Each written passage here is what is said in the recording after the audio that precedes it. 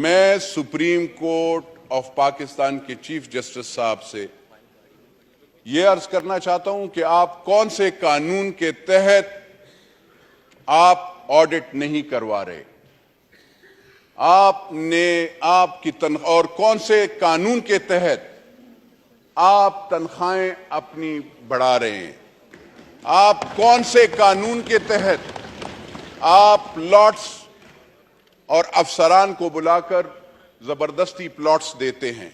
और सर आप गिला जिससे कर रहे हैं माइंड ना कीजिएगा, as a chairman public accounts committee sir 10 साल हो गए हैं after 2010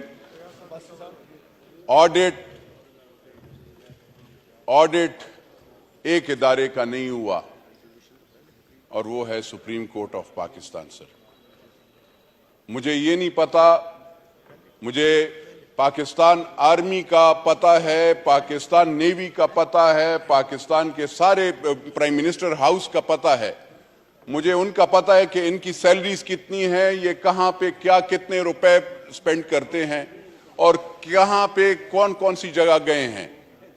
chief of army staff से लेकर चीफ ऑफ नेवल स्टाफ हो, उन सब का पता है।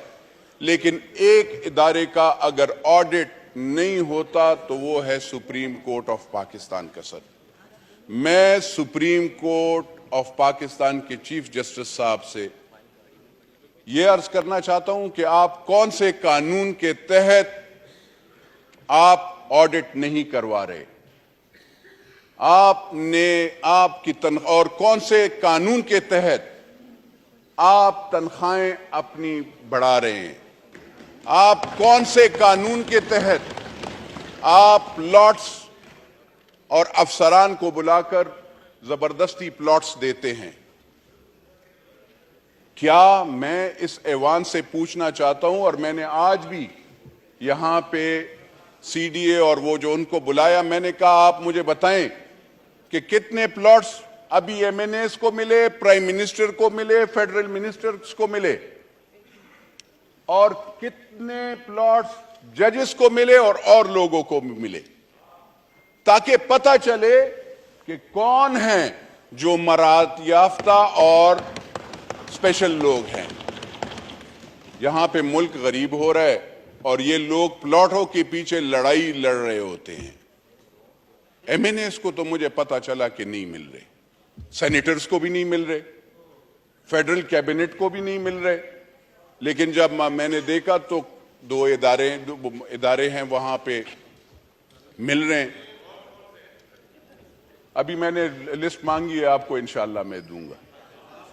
जहां तक सर डैम का डैम फंड है, बादशाह डैम, मैंने sir auditor general of Pakistan को कहा कि सर आप वहां पे as a chairman public accounts committee और मेरे साथ honourable members of public accounts committee जो कि सारे पार्टियों से वहां पे बैठे हो, तो उन्होंने कहा कि हम ऑडिट करवाना चाहते हैं, जो कि पाकिस्तान की अवाम और पाकिस्तान की अफवाज ने और यहां पे सियासी लोगों ने, उन्होंने वो पैसे वहां पे उस डैम के फंड में जमा किए, उनका हम ऑडिट करना चाहते हैं कि बादशाह डैम में कितने पैसे जमा हुए और कितने लगे। सर उसको वहां पे स्टेट बैंक ऑफ पाकिस्तान को कहा गया कि आपने ऑडिटर जनरल को अकाउंट्स नहीं देने, आपने उनके साथ कोई चीज नहीं शेयर करनी।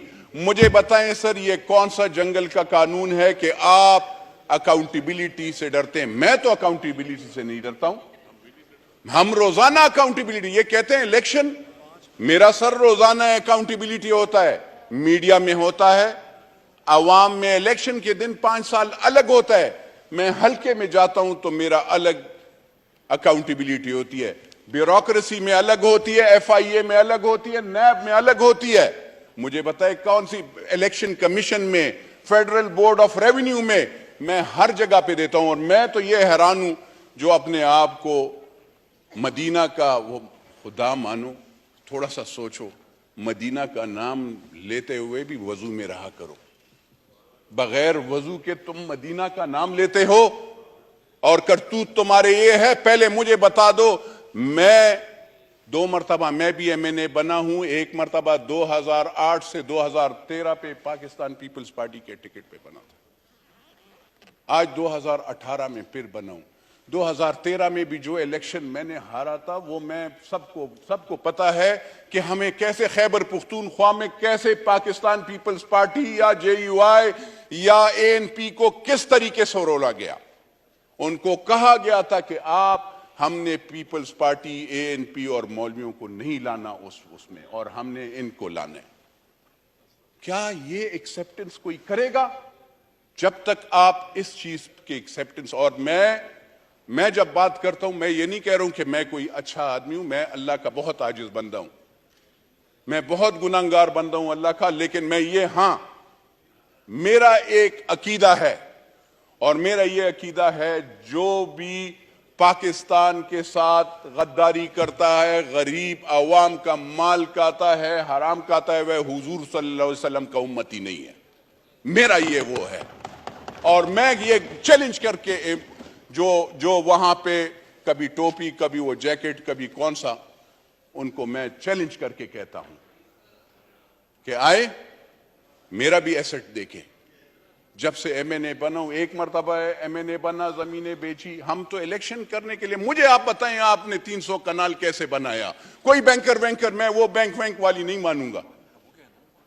ये कोई अजीब काम है 300 कनाल में। मैं तो नहीं रह सकता हूं यार, मेरा तो 400-500 साल का वो है। यहां पे ये सारे माशाल्लाह जितने भी हैं, और इन साहिबान के खर्चे बुलेट प्रूफ गाड़ी कहां से पैदा करते हैं, कैसे बनाते हैं? बुलेट प्रूफ गाड़ी का तो फ्रंट शीशा भी 5-6 लाख 8 लाख रुपए का होता है।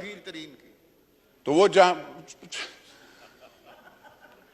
जिसकी भी वो, लेकिन बात ये है, उनसे मैं खाली ये पूछना चाहता हूं, मुझे ये बताएं कि आपका जमान पार्क में नया घर किसने बनाया?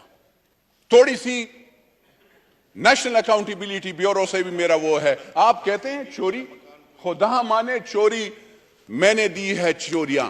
मैं प्राइम मिनिस्टर साहब से इस पे गिला भी करता हूं कि आपके कम से कम you are the chief executive of this country, and वो सुप्रीम कोर्ट के चीफ जस्टिस से तो अब मेरा गिला है नहीं, क्योंकि जितने करप्शन के केसेस मैं पकड़ता हूं, मैं बेचता हूं, वहां पे इनको स्टे ऑर्डर वो ये दे देते हैं। मैं तो एज अ पार्लियामेंटेरियन जिसको लोग गालियां देते हैं, हम चोरी के केसेस पकड़ते हैं, हमने पकड़े हैं और हम देते हैं, और स्टे ऑर्डर्स वहां से उनको दे। हम कोई जाली कागजात पे जमीनें वो नहीं करते। मेरी ऑनरेबल मेंबर ने, मिनिस्टर साहिबा ने कहा 1 कॉन्स्टिट्यूशन। अल्हम्दुलिल्लाह इस पार्लियामेंट ने, अगर उस जज ने गलत काम किया था, अल्लाह के फजलो करम से इस पार्लियामेंट ने, इस पब्लिक अकाउंट्स कमेटी ने उसको अंडू किया, और पाकिस्तान की आवाम को और पाकिस्तान के CDA को, कैपिटल डेवलपमेंट अथॉरिटी को 1 कॉन्स्टिट्यूशन वापस हमने दे दिया। ये नहीं हमने उसमें, क्योंकि उसमें इलीगैलिटीज थी, हर चीज गलत था। फिर यहां पे नेशनल अकाउंटेबिलिटी ब्यूरो के मैं कहता हूं, यहां पे आप 17 20 लाख रुपए सैलरीज ले रहे हैं आप, हम 1,50,000 रुपए पे हम आपको केसेस क्लियर कट देते हैं। यहां पे तो इंसाफ तो होता नहीं है। अदालतों से भी मैं कहता हूं, इदारों से भी मैं कहता हूं, मुझे ये बताया जाए कि चले वो ये सारे तो इन्होंने तो जेल गुजार दी, आप लोगों ने इनको कह दिया। जो मैंने केसेस दिए हैं BRT का, बिलियन ट्री का, 110 बिलियन ट्री का, उसमें तो बाकायदा चेयरमैन नैब साहब आपने वहां पे कहा, जब मैंने आपको केसेस दिया, आपने कहा कि फोर्ज डॉक्यूमेंट्स के फोर्ज थंब इंप्रेशंस हैं, और उसमें 2-2, 3-3 अरब रुपए एक बंदे के अंगूठे पे। तो आप उनको अरेस्ट क्यों नहीं करते, ताकि अवाम को पता चले कि ये जमजम के पानी से धुले हुए नहीं है, ये झूठे हैं, ये मक्कार हैं। जहां पे आपके हेल्थ का बेड, मैं फिर ये दोबारा इसलिए वो करना चाहता हूं कि जो हेल्थ का जो बिस्तरा होता है, आप तो अस्पतालों को आपने नहीं बख्शा। खैबर पुख्तूनख्वा में 9-10 साल आपने गुजारे हैं, 10 साल आपने के 11 साल आपने हुकूमत की, 2013 से 2018 और 18 से अभी 2022 में। अभी मेरे ख्याल में 23 में आपने 22 के एंड में आपने असेंबलियां तोड़ी, आपकी मेजॉरिटी थी। मुझे आप बता सकते हैं आपने अपने कितने वजीरों को पकड़ा? उन पे तो केसेस हैं। हेल्थ में आप बेड्स का देखें, जो ये रिमोट वाला बेड होता है जो 75,000 का, वो 15 लाख रुपए का, कहीं आपने देखा होगा 15 लाख का एक बिस्तरा। ये शफाफ चली के हुकूमत में खैबर पुख्तूनख्वा में होता है। आप जरा वहां पे अगर जाते हैं, टेक्स्ट बुक बोर्ड जहां पे पढ़ाई का वो होता है, आप पढ़ाई के लिहाज से अगर देखते हैं तो उसमें 3 अरब रुपए का केस है, और इसी नेशनल अकाउंटेबिलिटी ब्यूरो को पड़ा हुआ है, उस पर भी कुछ नहीं हो रहा, कोई अरेस्ट नहीं हो रही। सर, मैं अगर आप ऑनरेबल मेंबर से order in the house. Honourable बात यह है सर जी, आप जारी रखिए प्लीज। मुझे खाली इस चीज पे अफसोस होता है कि यहां पे टेलीविजन पे शुरू हो जाता है, किसी ने गरीब बंदे के लिए नहीं सोचा। मैं ये इमरान खान साहब से और सारे लीडरान से ये मैं पूछना चाहता हूं कि कभी आप अपने लिए ये आप किससे डर रहे हैं? पाकिस्तान की पुलिस से क्यों डर रहे हैं? आपको पाकिस्तान, आप कहते हैं कि मुझे गोली मारी जाएगी। ओ भाई, आपको गोली नहीं मारते, यू आर अ लाडला। लाडले आपको अदालतें आपके लिए तो आपको तो जीरो से हीरो बनाया गया, 2013 में भी और 2018 में भी और 2022 में भी। क्या आपका क्या था? मुझे बताइए। ये सारे जो आपके इर्द गिर्द बैठे थे और ये हमें नाम देते हैं, कभी कोई कहता है कि आप ये हैं। हमने वोट पार्टी के अगेंस्ट नहीं डाला था, लेकिन हम आवाज उठाना चाहते हैं। हम आवाज गरीब के लिए, महंगाई के लिए उस वक्त भी आवाज उठाया था, अब भी उठा रहे हैं।